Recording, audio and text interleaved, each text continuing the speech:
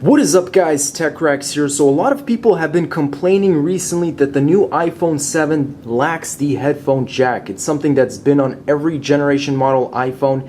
It's not there anymore. You got to use an adapter or you got to wait until the $159 wireless earpods that you might drop and somebody's going to step on. So I found a perfect solution to this problem, guys. It's a very simple tutorial. Just follow along, guys. I don't even have to talk here. So now if it starts doing this, guys, this is perfectly normal. This means you're on your way to getting a brand new headphone jack.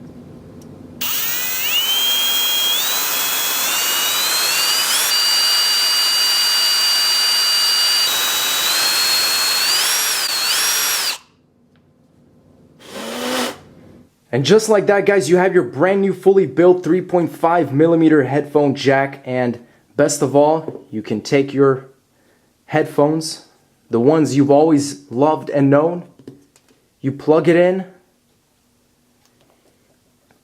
turn on the iPhone, you swipe, you play your favorite song, and you enjoy the music.